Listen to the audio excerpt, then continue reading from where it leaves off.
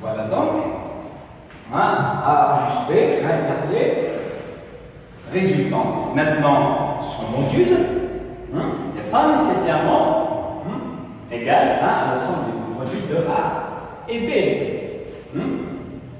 Ça peut arriver, mais c'est accidentel. En général, A plus B n'est pas nécessairement égal à module de A plus module de B. Dans un cas, par exemple, si je pousse quelqu'un avec une force de 20 newtons comme ça et l'autre, et elle réagit avec une force de 20 newtons comme ça dans le sens inverse, dans le sens opposé, donc il y aura match nul là. Donc la somme sera nulle. Donc deux vecteurs qui ont le même module et des sens opposés, leur somme sera égale à 0. Vous voyez donc, je ne sens pas des modules pour avoir le module de la résultante. Donc ça, c'est pour la représentation géométrique. Là, lorsque je mesure avec des règles comme ça. Maintenant, avec une formulation mathématique, pour trouver la résultante, il faut que j'écrive le vecteur suivant ses composantes. Si j'ai par exemple A, X, Y, A, Z et B avec des composantes BX, BY, BZ, donc le vecteur A plus B aura comme composante AX plus BX, AY plus BY. AZ plus BZ. Donc, elle a pour trouver A plus B, A moins plutôt. Donc, je replacerai ce plus-là par un moins. Maintenant, s'il s'agit d'une représentation géométrique comme ça, et je veux avoir A moins B. Vous voyez bien, A, je veux avoir A, mais moins B. Mais A moins B, c'est A plus moins B. Je vais l'écrire plus haut parce que j'aurai besoin de représenter. Donc A moins B égale à A plus moins B. J'ai besoin de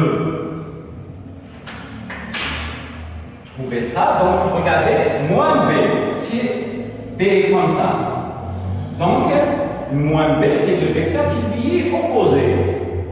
Opposé, c'est-à-dire qu'il a le même module, mais un sens opposé. Si c'est ça, c'est B, donc moins B, ça sera ça. Ça sera moins B. Maintenant, pour sommer A et moins B, donc je vais avoir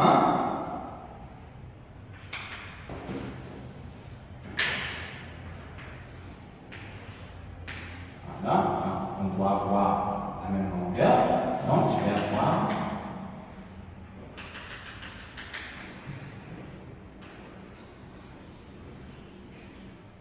c'est A moins B, c'est la résultante du vecteur A et du vecteur moins B. A moins B. Voilà. Nous avons vu l'addition, la somme de deux vecteurs, la différence entre deux vecteurs qui se réduisent à la somme d'un vecteur avec l'opposé de l'autre vecteur. Et maintenant,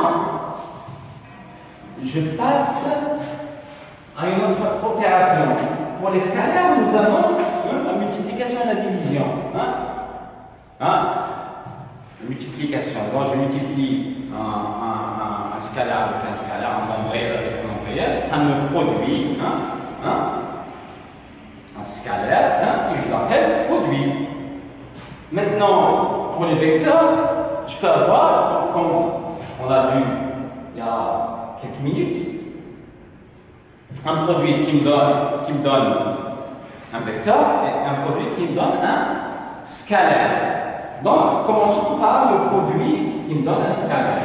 Donc, je vais avoir un vecteur et un autre vecteur.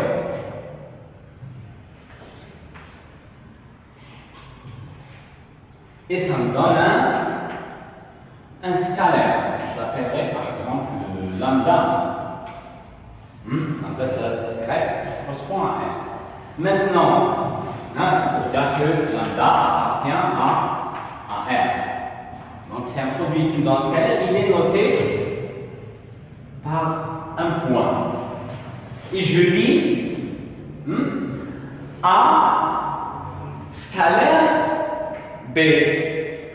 Rarement on dit A point B, parce que dans le jargon anglo-saxon, on dit A dot B.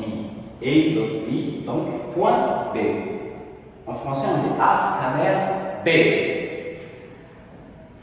Maintenant, pour mettre la valeur de ça, j'ai deux expressions. Deux expressions. La première est celle-là. AB, ça sera le module de A fois le module de B fois le cosinus de l'angle formé par les deux vecteurs A et B. D'accord? Maintenant, essayons de voir ce que donne B scalaire A. Ça sera B A fois cosinus B A. Vous voyez ici AB et BA. Ces deux angles sont différents parce que les angles qui sont dans un cercle trigonométrique, les angles, il y a un sens direct, un sens positif pour les angles. Donc, AB, c'est dans ce sens, et BA, c'est dans l'autre sens. D'accord? Comme ça c'est alpha, donc dans l'autre sens, ça sera moins alpha. Mais comme cosinus est une fonction paire, c'est-à-dire cosinus alpha est égal à cosinus moins alpha, donc ça et ça, c'est pareil. Là, les modules sont des nombres réels. Et nous savons que la multiplication entre un nombre réel elle est commutative. A fois B est égal à B fois A. Donc, le produit scalaire est commutatif. D'accord? Le produit scalaire peut nous servir à chercher la projection. Si je prends par exemple, je veux projeter un vecteur sur un axe. Regardez, si je prends voilà, OM, voilà ici, j'ai un vecteur unitaire.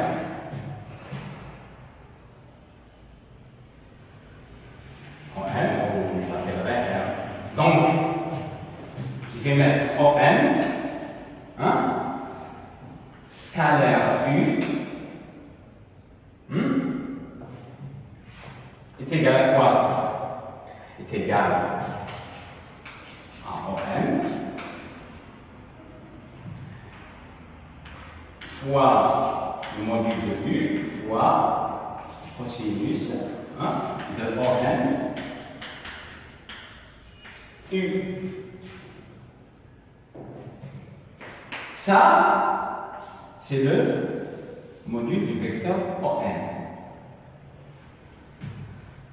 Le module de U, c'est l'unité, c'est un vecteur unitaire. Donc, je vais avoir OM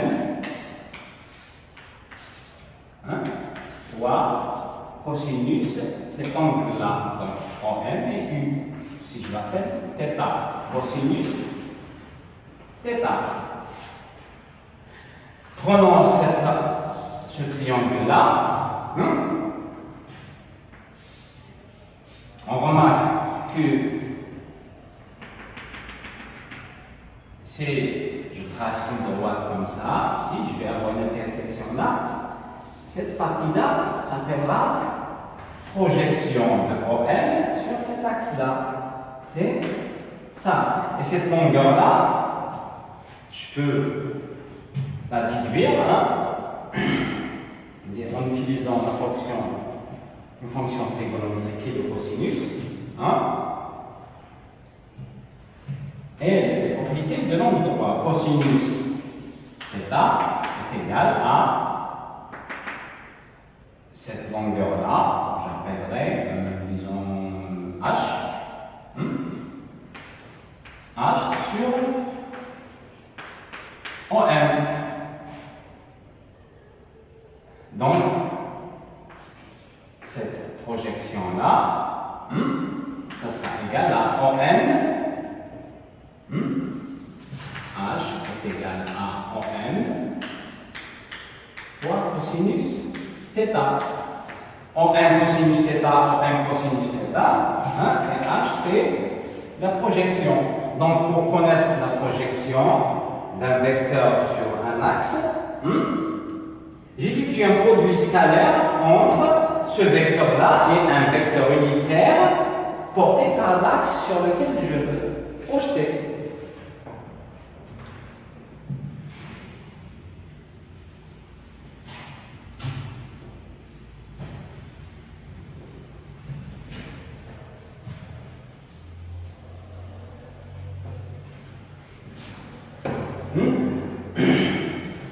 Donc la forme que nous avons vue pour le produit scalaire, c'est une forme trigonométrique, puisqu'il y a la fonction cosinus. Maintenant, je vais avoir une expression analytique lorsque je connais les composantes de deux vecteurs. Comme je l'ai dit pour A avec AX, AY, AZ, et B, BX, BY, BZ, A scalaire B, ça va être AX, BX, plus A, Y, BY, plus AZ, BZ. Les composants seront des nombres réels, donc le produit de nombres réels, c'est un nombre réel, donc je vais avoir la somme de trois nombres réels, donc je vais avoir un nombre réel, c'est un produit scalaire. Parfait. Maintenant, là, je peux vérifier l'orthogonalité de deux vecteurs, c'est-à-dire si un vecteur est perpendiculaire à un autre, en utilisant le produit scalaire. Regardez ici, j'ai un cosinus A scalaire B est égal à A, B, cosinus, donc il est CA. CA et B sont perpendiculaires entre eux, donc le cosinus de l'angle qui les sépare, c'est 0. Donc le produit scalaire pour deux vecteurs orthogonaux est égal à 0. Si on veut vérifier l'orthogonalité entre deux vecteurs, j'essaie de le vérifier en cherchant le produit scalaire des deux vecteurs. Très bien. Maintenant, en plus du produit scalaire, j'ai ce qu'on appelle un produit vectoriel. On l'a inventé comme pour le produit scalaire parce qu'on en a besoin, parce que des fois, il y a des relations de la physique qui mettent en relation deux vecteurs pour me produire bien deux rondeurs vectorielles et par la suite, le phénomène, la chose, la grandeur qui vient après, qui est produite par l'association de ces vecteurs-là, est aussi vectorielle. Et je l'appellerai produit vectoriel. Donc, dans ce type de produit, je vais avoir A et B, je vais le noter différemment. Je vais mettre une croix. En français, on le dira A vectoriel B. Pour le produit scalaire, on dira A scalaire B. Et pour le produit vectoriel, on dira A vectoriel B. Dans le jargon anglo-saxon, on dira A croix B. Cross. A cross B. Donc maintenant, je vais avoir un vecteur. C. Maintenant, c'est quoi ce vecteur-là? Ce vecteur-là n'a pas n'importe quelle orientation. Le produit vectoriel me produit un troisième vecteur de telle manière à avoir un trièdre direct. Ça paraît compliqué.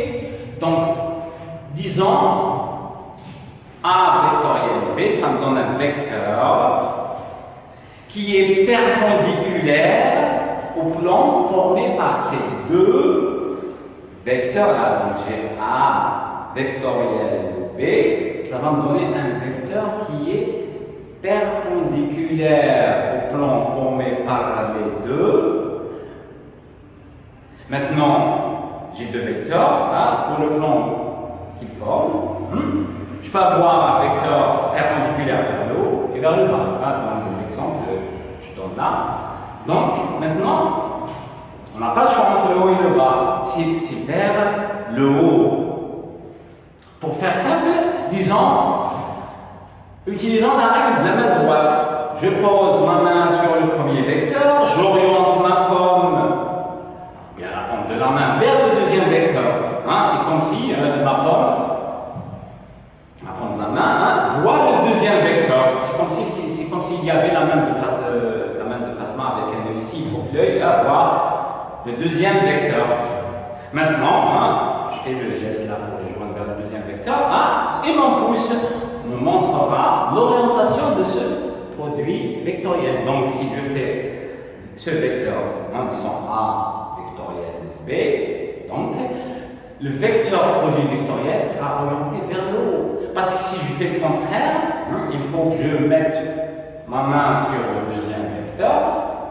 Je fais comme ça parce qu'il faut que cette bande-là elle soit orientée vers le deuxième qui est ici. Je fais ça là et je remarque que maintenant le produit vectoriel est orienté vers le bas.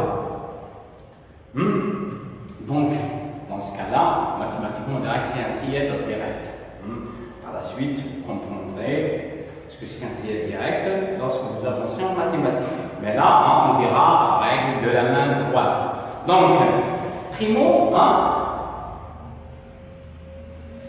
le produit vectoriel me produit un vecteur qui est perpendiculaire au plan formé par les deux vecteurs dans un sens qui est donné par la règle de la main droite. Maintenant, je connais l'orientation, mais il me faut le module. Maintenant, j'ai une expression mathématique et puis expression littéraire. L'expression littéraire. Le module du vecteur produit vectoriel est égal à l'aire du parallélogramme formé par les deux vecteurs. Deux vecteurs, je les associe comme ça, elles peuvent me définir un parallélogramme. Et ce parallélogramme va avoir une aire. Attention, c'est un parallélogramme, c'est pas un rectangle. Et l'aire du parallélogramme, c'est égal à quoi? Peut-être que ici vous avez appris, c'est A fois H, la hauteur du parallélogramme. Maintenant, vous avez un petit peu grandi. Si on regarde ici, j'appellerai ça θ. Si je fais sinus θ, sinus θ est égal à H sur B. L'aire du parallélogramme, c'est égal à A fois H. Donc, l'aire est égale à H. C'est B sinus alpha. B sinus alpha. Donc, c'est l'aire du parallélogramme. L'aire du parallélogramme. Et une aire. En principe, elle doit être positive. Et je dis que le module, donc notre module doit être positif. Donc, le module de A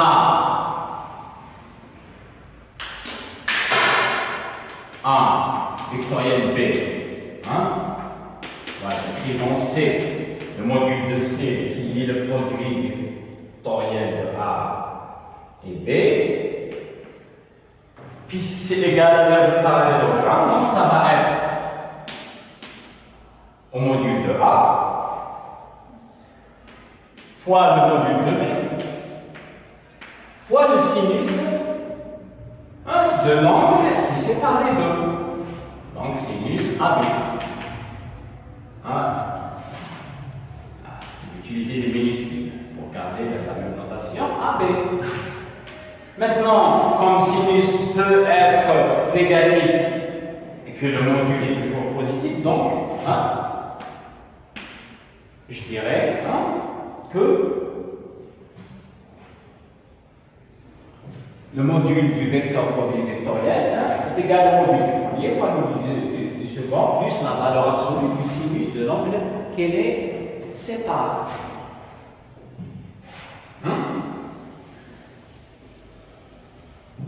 Il y a quelques minutes, j'ai dit qu'on pouvait vérifier l'orthogonalité de deux vecteurs, c'est-à-dire s'ils sont perpendiculaires entre eux, avec le produit scalaire. Maintenant, le produit vectoriel me permet aussi de vérifier quelque chose, mais pas l'orthogonalité. Regardez. Dans un certain cas, mon sinus peut être nul. Dans quel cas? C'est lorsque A et B ont le même sens ou des sens opposés. A et B dans le même sens, l'angle est 0. Lorsqu'ils sont opposés, c'est pi. Dans les deux cas, le sinus de cet angle-là est égal à 0. Donc, pour deux vecteurs, et dans les deux cas-là, les supports, ils sont parallèles. Donc, pour vérifier le parallélisme, j'utilise le produit vectoriel. Je parle du parallélisme des vecteurs, mais le parallélisme des roues d'une voiture. Là, il doit aller dans un garage.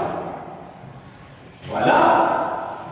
Là, c'est toujours c'est dans la construction géométrique. Maintenant, si je veux avoir quelque chose d'analytique, il faut que j'utilise une autre méthode. C'est-à-dire pour avoir, par exemple, les composantes du vecteur produit vectoriel. Et là, j'utilise la méthode des déterminants. Donc, je vais avoir A vectoriel B aura comme composante, regardez, c'est pour le déterminant là, je mettrai I, J, K. Et je mettrai pour A, AX, la suivant AY, AZ suivant K, BX, BY, BZ. Que dois-je faire? Maintenant, pour connaître les composantes suivant I, je mets des traits comme ça et je vais avoir un petit déterminant. Donc, le petit déterminant là va me donner la composante suivante, I. Et ça va être AY BZ, AY BZ, moins BY AZ. Maintenant, j'arrive vers G. Là, il y a une toute petite bricole. Regardez. Je vais avoir des déterminants. Mais là, ils sont séparés par une sorte de mur. Maintenant, pour les mettre, qu'ils puissent interagir ensemble, ils sont éloignés les uns des autres. Vous voyez, c'est comme s'il y avait deux enfants par ici, deux enfants là, pour qu'ils jouent ensemble, il faut les mettre du même côté du mur. Donc, qu'est-ce que je fais? Imaginons que je mette AX ici. AX, et ici BX. Ici, ça me permet d'avoir AZ, BX, et moins BZ, AX. J, je vais revenir vers ça, plus, pour ce dernier-là, je vais avoir un déterminant simple. Donc, je vais avoir AX BY moins BX AY. K. Donc voilà nos trois composantes. Mais pour ne pas avoir un souci à chaque fois à les déplacer, si je calcule directement le déterminant que je vois avec un mur de séparation, je vais avoir AX BZ moins BX AZ. BX AZ. Si je compare ça et ça, je trouverai, regardez, BZ AX, BZ AX. BX AZ, BX AZ. Sauf que c'est l'opposé, c'est un moins. Donc pour ne pas les transposer à chaque fois, je commencerai par mettre ici un moins. Je n'aurai pas à les transporter. Donc je mettrai un moins. Et j'écrirai ça. Donc j'écrirai AX, AX BZ moins BX AZ fois J. Ça, et ça, c'est pareil. Pour ne pas les transposer à chaque fois. Donc, je mettrai le moins, je vais calculer mon déterminant tel que je le vois. Vous voyez maintenant, j'ai deux expressions pour le produit vectoriel. Et selon les besoins, selon ce que je cherche, j'utiliserai celle-ci